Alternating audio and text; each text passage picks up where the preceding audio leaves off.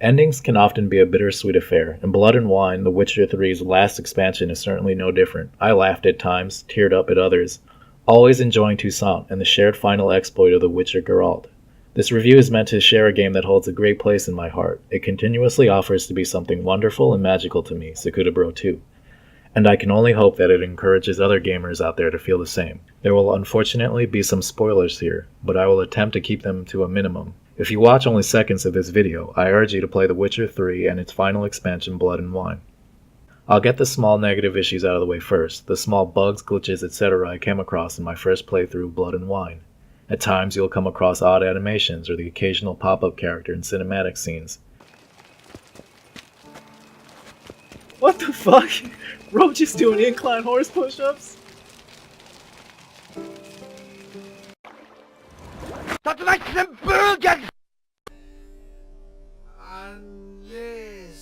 These are not huge issues, though I did find them noticeable. One secondary quest, labeled The Warble of a Smitten Kitten, has a small moment that is bugged entirely, forcing you to reload a previous save.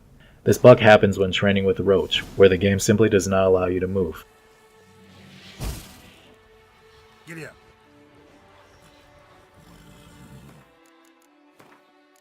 CD Projekt Red is currently working on a patch, and some claim that it can be alleviated by turning off the tutorials in the option menu. This part is also unnecessary, and the quest can be completed without the horse practice at all.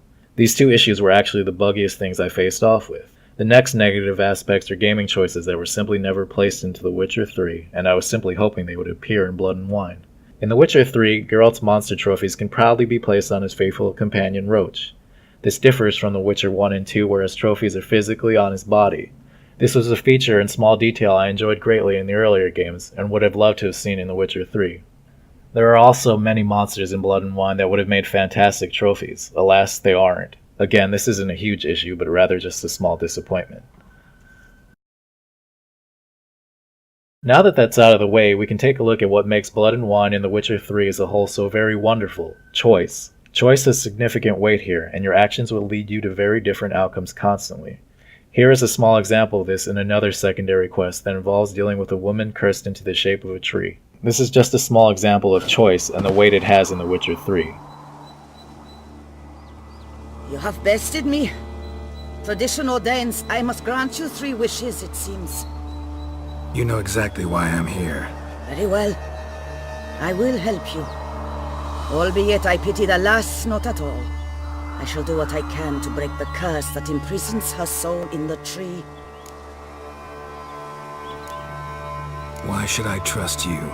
A word once given, I always keep. Now be gone. Leave me be. I can tend to the rest alone. Remember the deal we made. I have given you my word. I will keep it. Adieu.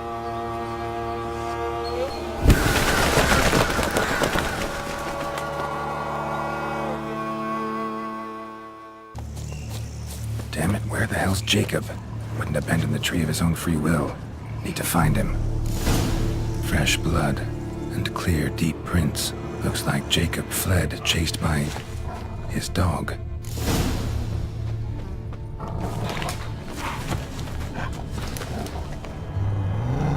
Morhold, where's your map? Damn it.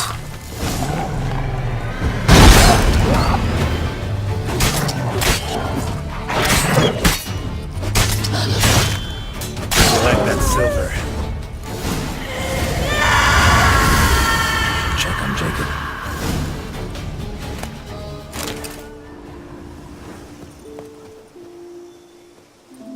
Damn it. Witch freed the ghost from the tree, as promised.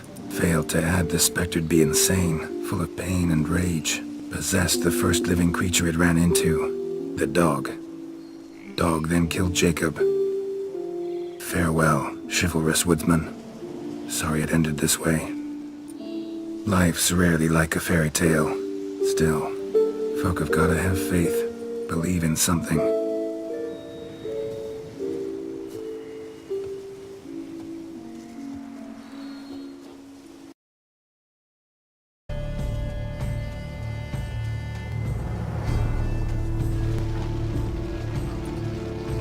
Hear me, you who hide beneath this bark.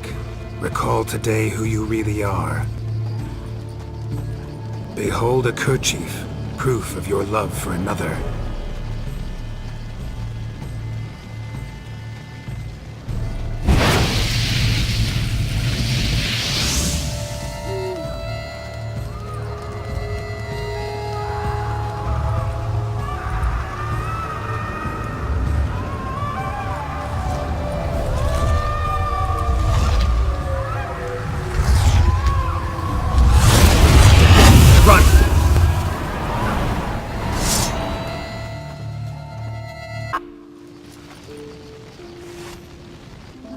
Fecking fairy flaps, what the demon happened there? My fault. Went about lifting the curse the wrong way. More like tore than freed her from her prison. Shock was too much. Released all the rage and pain that was in her. Blimey, man. I suppose that's what I get for hiring a bungler. At least the lady's pain is done. She'll suffer no more in the tree. Now take your coin and go.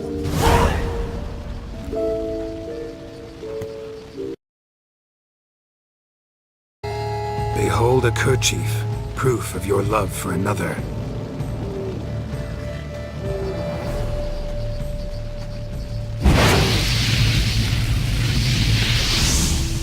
Behold, a bone of he to whom you offered your love.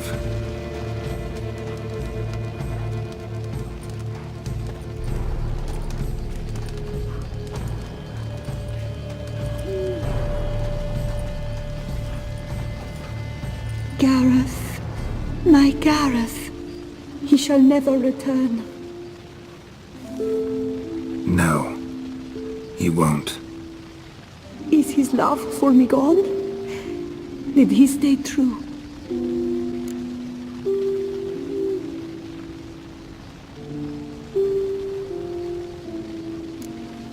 Gareth broke his vow, failed to stay faithful.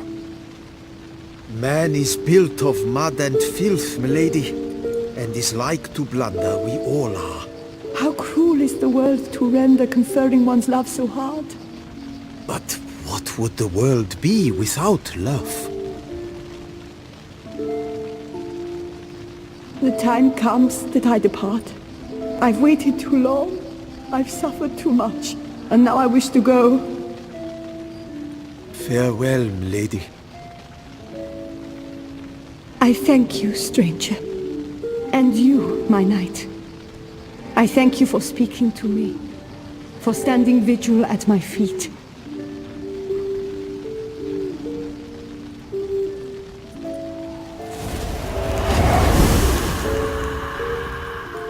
I did not think it would end this way. I hoped we could revive her. But I guess it was not to be.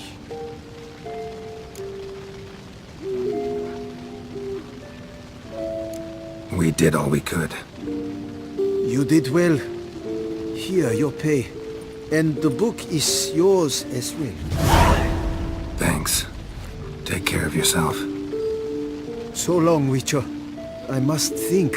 Put this straight in my head. Another impressive factor to look into is detail. Aside from The Witcher being a visually beautiful game, the small level of detail and animation is impressive. There are vampires aplenty in Blood and Wine, and those who have watched the A Night to Remember trailer for The Witcher 3 will be in for some fantastic surprises. A smaller one can be seen here where Geralt battles Abruxa. Much like the trailer, Geralt's use of black blood has great results as the female vampire partakes in his now highly poisonous blood. It's one thing to watch it in the trailer, it's another to see it as you play the game. Those out there who read the Witcher novels are also in for a treat, as more of Geralt's acquaintances make their appearances in Blood and Wine. Again, I won't go into detail here, being readers can probably guess as to who makes an appearance. Newcomers to the world of The Witcher will also not feel out of place, as the game fills you in on relationships and past history of its characters. If you like heavy story in your games, and like the exploration elements of classic games like Red Dead Redemption, I feel The Witcher 3 will be a great game for you, while those who have issues with action RPG mechanics and less patient players will not. Ultimately, this boils down to a matter of personal choice and opinion. Veterans of The Witcher 3 will likely find 30 hours or so of gameplay in Blood and Wine. The new armor upgrades, trophies, and even new Gwent faction will keep you busy.